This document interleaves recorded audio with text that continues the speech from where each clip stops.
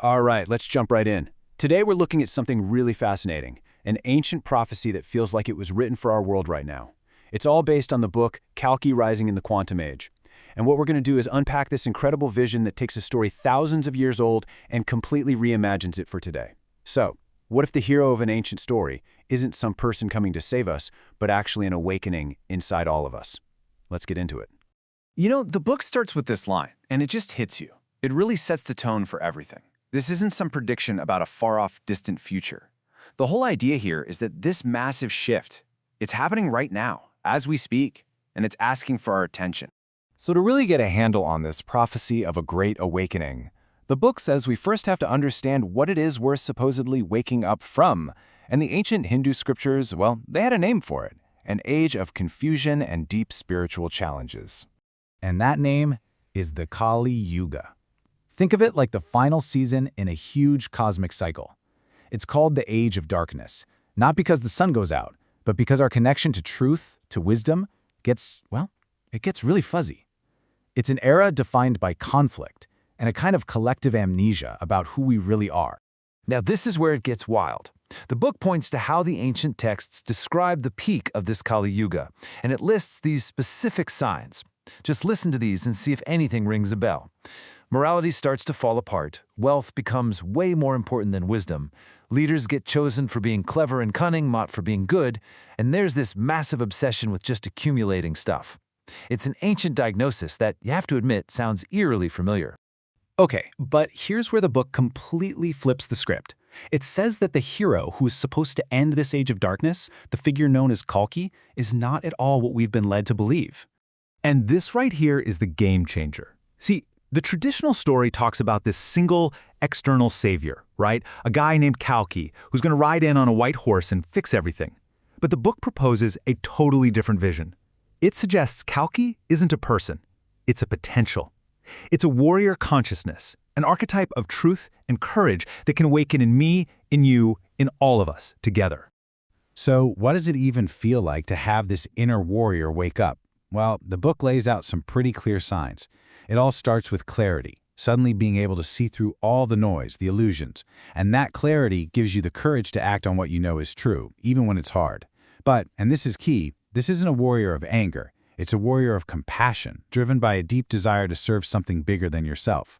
We're talking about a complete transformation of your life. So if this awakening is really possible for all of us, what does that journey actually look like? How do you get from A to B? Well, the book basically gives us a roadmap for this profound internal shift. The whole thing is broken down into three main stages. First comes the awakening. This can be a real shock to the system, a moment where your old view of the world just completely shatters. That's followed by purification, which, let's be honest, is the tough part. It's about letting go of old patterns, old beliefs. And finally, after all that work, comes mastery, where you learn to live and even create your life from this brand new place of truth. And here's where it gets so cool, because the book ties all of this to modern science. This isn't just some abstract spiritual idea. It's grounded in the real, physical science of our brains. We're talking about neural plasticity, the proven ability of our brains to literally rewire themselves based on the new choices we make and the practices we adopt. So this transformation is a real biological process. So let's imagine for a second, what if millions of people go through this transformation? What kind of world would we build? Well, the prophecy calls this new era the Satya Yuga, which means the age of truth.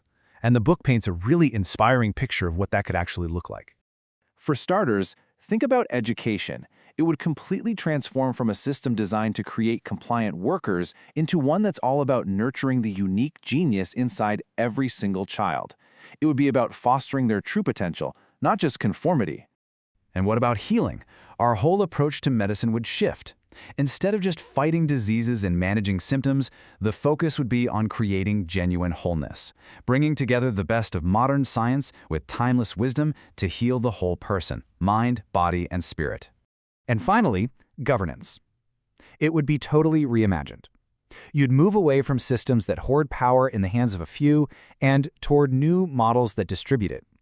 Leaders wouldn't be chosen for their ambition, but for their actual wisdom and their integrity. Imagine that. Okay, so after painting this huge, epic vision of the future, the book does something brilliant. It brings it all right back home, to the most personal level imaginable. It stops talking about humanity and starts talking directly to you. It's about your role in all of this. And really, this is what it all comes down to. The book essentially asks you this directly. It's not about waiting for some hero or for the world to change around you. It's about discovering what you and only you can contribute. It's about asking yourself, what am I really here to do? What unique gifts do I have to offer this world, right now? This quote says it all, doesn't it? This whole prophecy, seen through this new lens, is not a spectator sport. It's a call to action. The idea is that we are not just watching the end of an era from the sidelines. No, we are the active participants, the co-creators, in the birth of the next one. So we're going to leave you with this final idea. The prophecy isn't about some date circled on a calendar years from now.